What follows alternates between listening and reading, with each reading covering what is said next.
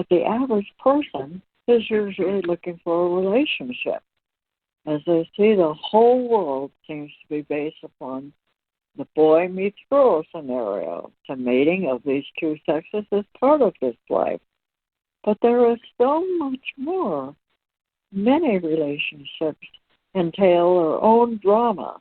And so when this occurs, and if it prolongs itself, then the parties involved are once again under the lords of karma and must continue to repeat many lifetimes until they are adjusted to themselves.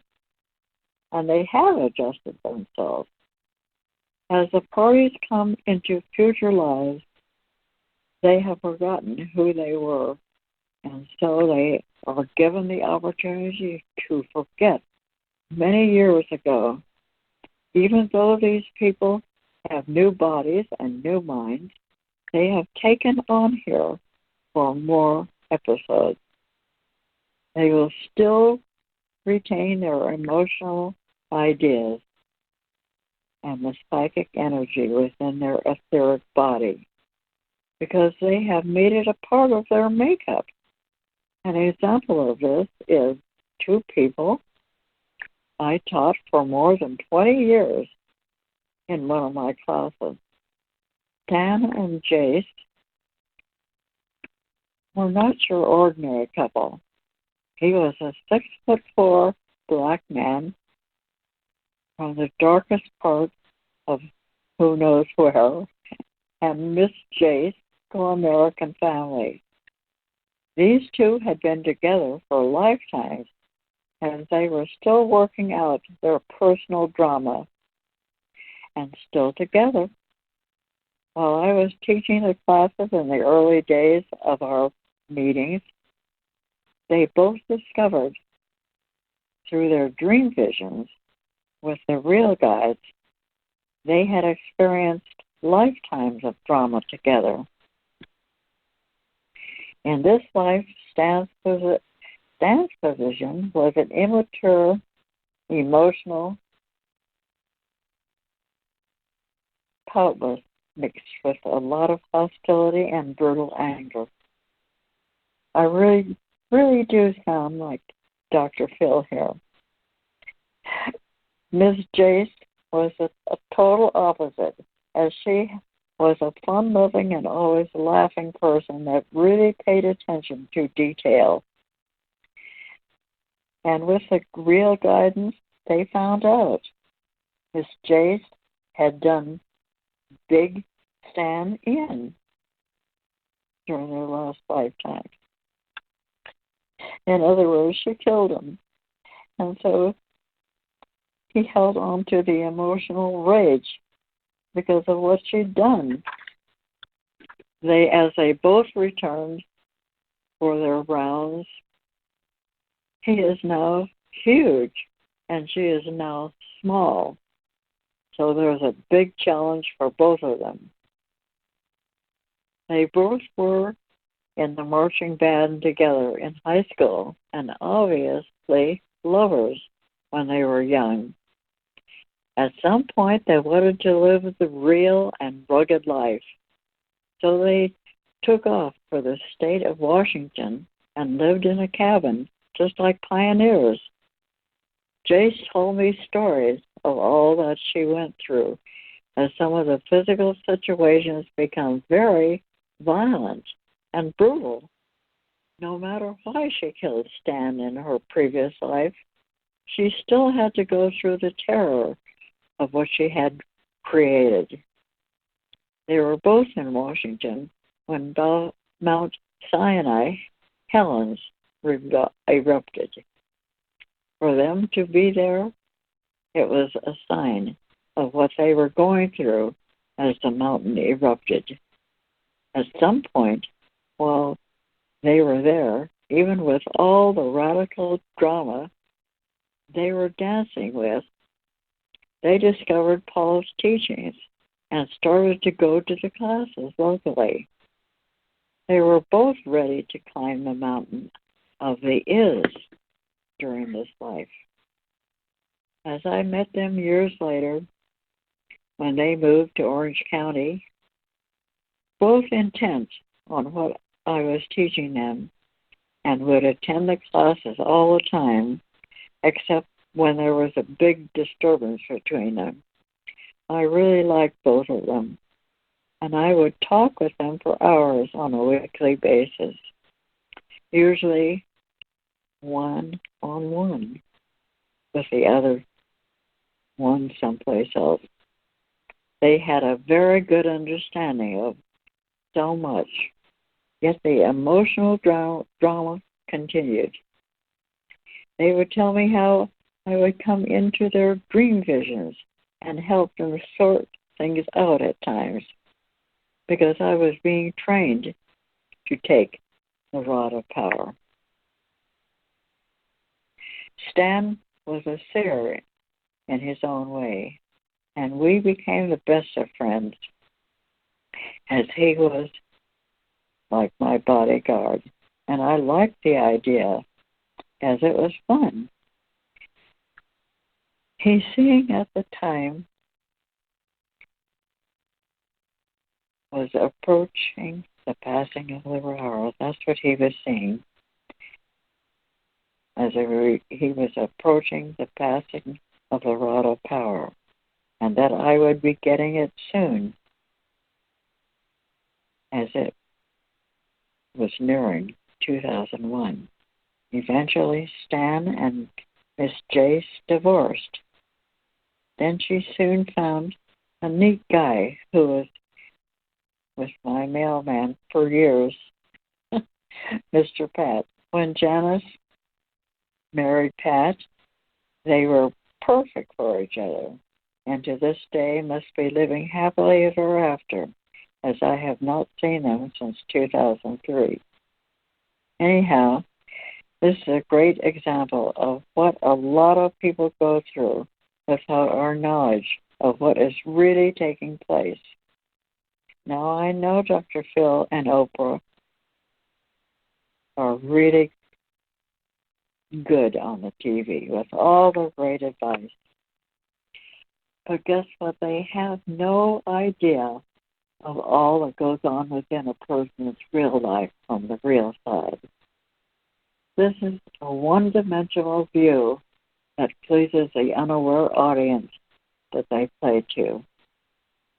Respectfully, they do not have their part, but what they are offering will get a person very little in the long run, because they are just faces of entertainment. When a person has real freedom, they then have access to everything, way more than any rich and popular movie star or politician, or even any mankind's wonderfully dramatized historical figures. Again, all these little things are part of the one-dimensional world of the phenomenal ego and pleasure principle. All of us must go through the process as we did when we were growing up and wore diapers. And so it is a matter of when a person will become more aware and explore their dream visions and connect with the real guides. The dualistic forces which start at the top of the mental world and flow downward until they reach the bottom of life, where humans are under the direction of the Kala-Om God, the big God of all the unaware. Kala-Om is the Lord Governor of the upper heavenly levels beyond his brother Jot, who is known as Jehovah in the earthly scriptures, and Lord Governor of the astral world. Each unaware soul that resides in these three lower levels are usually under Kala-Om's direction and his beloved influence. He is also known as a three-headed God, who Paul referred to in his writing. His heads or the beloved head, serpent head, and the influential head.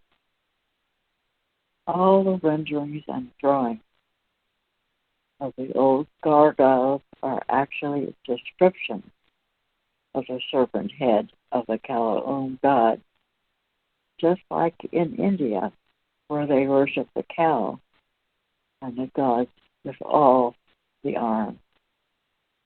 Within so many churches, especially the older ones, there is sometimes a display of Jesus on the cross, which is a symbol of his event as a sacrifice, and also the cross, which is the grave marker and a sign and symbol of death.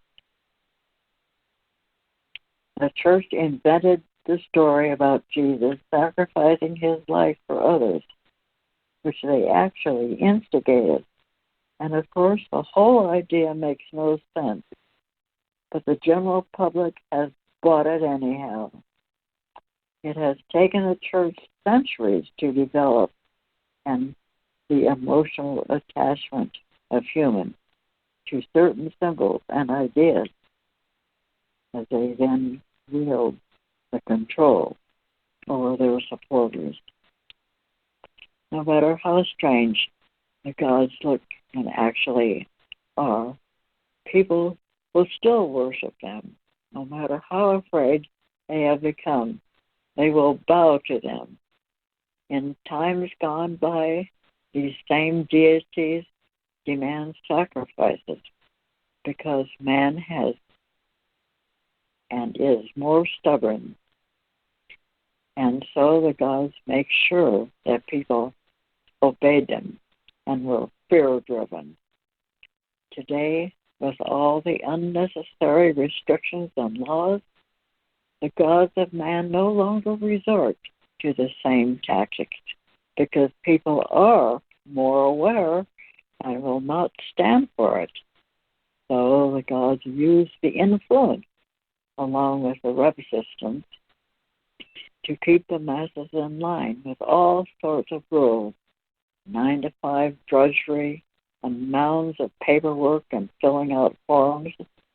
The gods of man are pleased, and the rulers, trollers who work consciously and unconsciously with a Kalaum god, they are very happy with the outcome of the lifestyle that they have.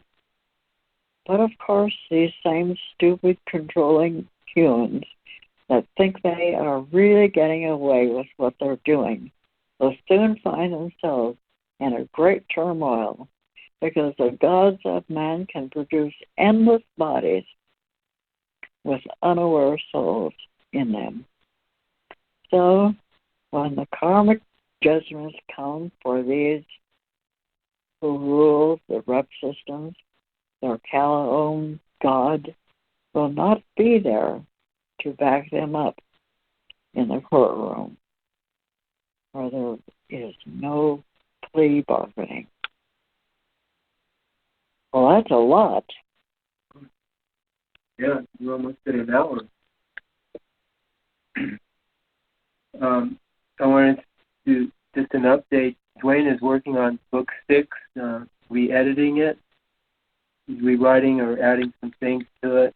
It'll probably be out, I don't know when, but there'll be an updated version for this book that Lila's reading, book 6, and I think Tim's reading it too.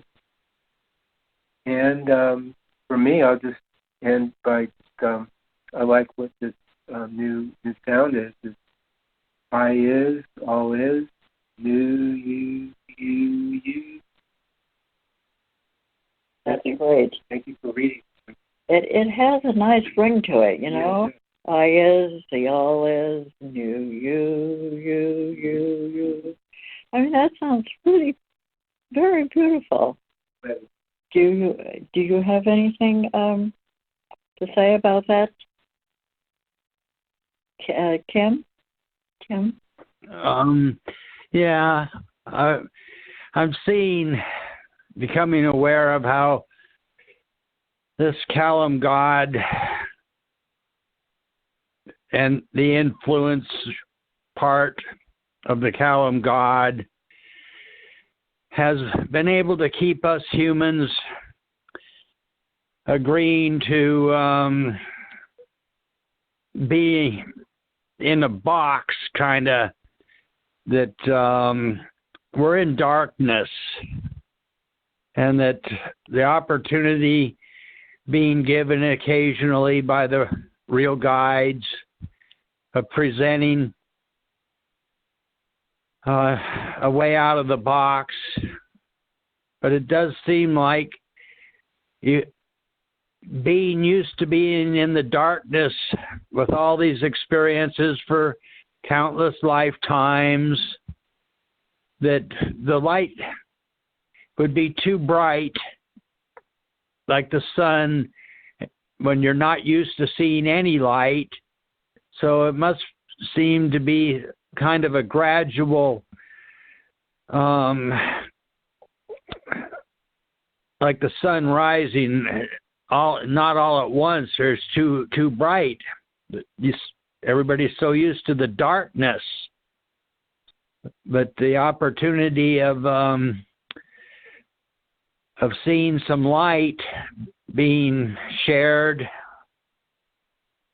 as a new experience and an opportunity to test for themselves to see how much they can observe or become aware of or perceive this light that's being offered in the new presentation, is very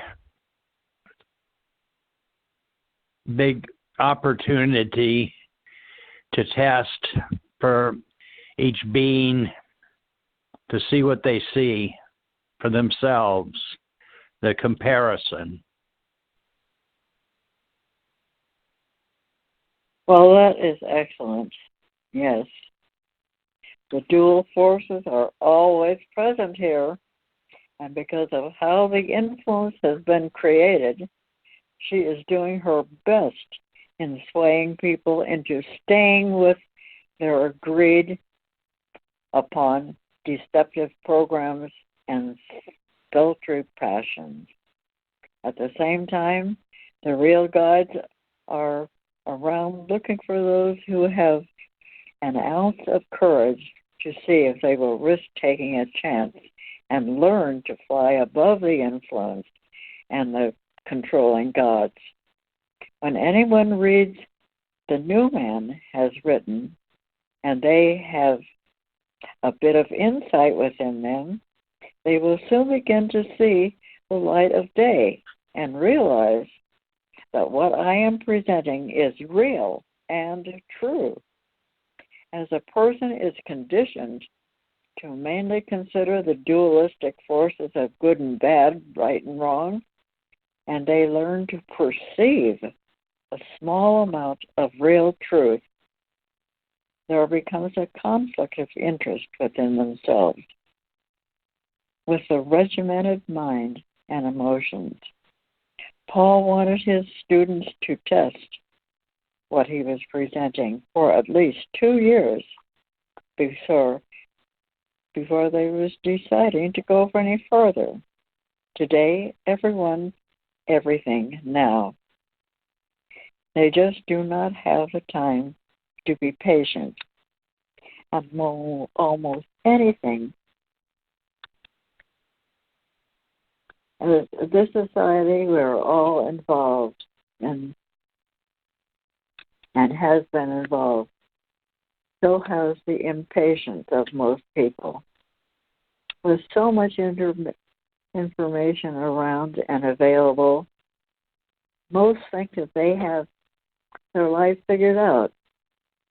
But the opposite is true, because what they really have is a world of a whole lot more illusions and mysterious phenomena to deal with.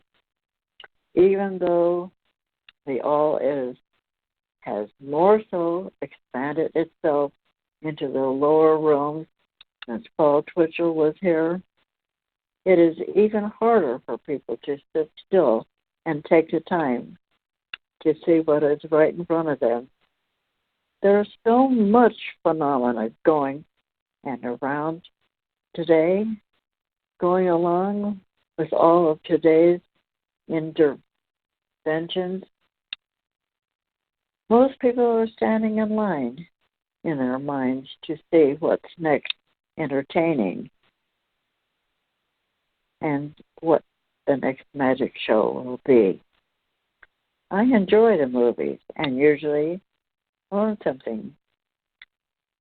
But to many, the movies and all their glitter is a lifestyle. Dressing up and looking cute for a date is fun at times, but it is a person's whole life.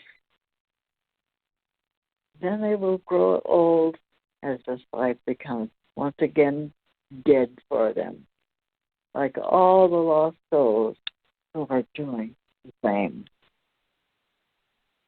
It's time now, I think, to say good night. I hope you enjoyed this bedtime story, all of them, and the wonderful insights of Dean Val and Kim. Sweet dreams.